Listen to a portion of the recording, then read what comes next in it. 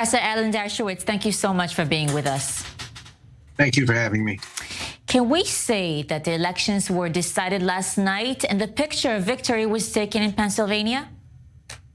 It's certainly possible. This was the most inexcusable breach of intelligence and prevention by the Secret Service. This was the easiest possible person to prevent from shooting at a presidential candidate. A 20-year-old amateur with a big gun who walks into a building that's clearly within range and within sight of the speaker, and the Secret Service, supposedly the best protective agency in the world, doesn't do anything about it and allows him to fire off a half a dozen shots, killing somebody, wounding two people, and coming within centimeters of killing the Republican candidate for president. This is the worst breach of safety that I have ever seen. It's reminiscent of the killing of Rabin in Israel, much smaller scale, reminiscent of October 7th. It just shows that the best security agents in the world can make mistakes. This was a mistake that never should have happened and can't be allowed to happen again. Imagine what would have happened if the bullet had come within 2 or 3 more centimeters and had hit him in the head and killed him. What would this done to America? I don't even want to think about it. Yeah, but you have to think about it because it can happen again. Professor Dershowitz, when you see Trump's speed of response compared to Biden's confusion lately, does he really have a chance? I speak about the president, of course. Well, I think his chances were diminished yesterday. I think President Trump acted heroically, but, you know, there's a long time between now and November. And as evident by yesterday, things can change overnight. There could be an attempt on Biden's life. There could be another attempt on Trump's life.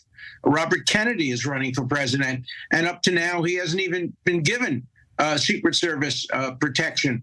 We need an oversight group to supervise the Secret Service. They are in bankruptcy. They are not trusted any longer by the United States. We need a group of people, perhaps the head of the CIA, the head of the FBI, the head of the State Department Protective Unit, to oversee the Secret Service. The Secret Service has lost the trust of the American people, and for good reason. Is there a chance that Trump will look differently at gun laws after this event? I don't think so. Trump doesn't usually change his mind. He attributes this to God, and I don't think he's going to change his view on gun laws. He wants to be elected more than anything else. Look, remember, I'm not a Trump supporter. I'm a liberal Democrat who has always voted for Democrats. I voted for Biden, but this is not a partisan issue.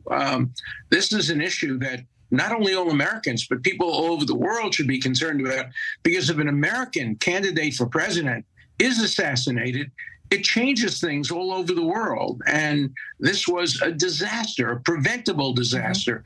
This could have been stopped. You know, the Secret Service agent who jumped on Trump are heroes, but that shouldn't prevent us from criticizing the top brass of the Secret Service any more than Israelis should be prevented from criticizing the top brass that allowed the assassination of Rabin or the events of October 7th. Professor Dershowitz, is American democracy weakening?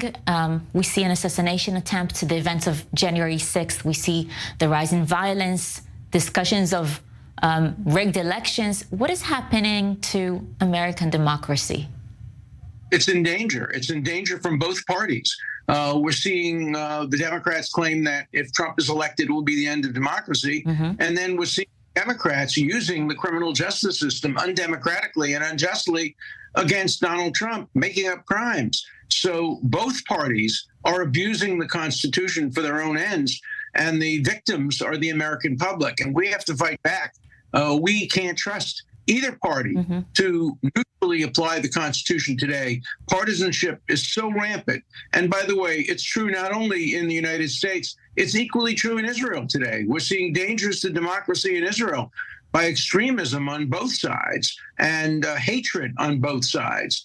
And the world sees that. We're seeing it in France. We're seeing it in England. We're seeing it all over the world. We're seeing a repeat of what happened in the 1920s and the 1930s, which led to a war between fascism and communism, where people in the center were marginalized. We're seeing that happening all over the world today. In an interview a few months ago, you said that you would probably vote for Biden. I'm curious to hear, is that still the case, if I may ask? Well, I'm going to wait to see until October and early November. I cannot vote for a candidate who does not completely and totally support Israel.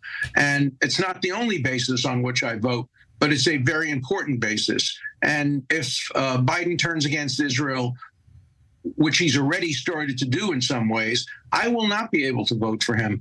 You know, just before Joe Lieberman, the great Joe Lieberman, died, hours before he died, we were working together on an editorial that I published in the Wall Street Journal, in which I said that Democrats can no longer count on Jewish votes if they turn.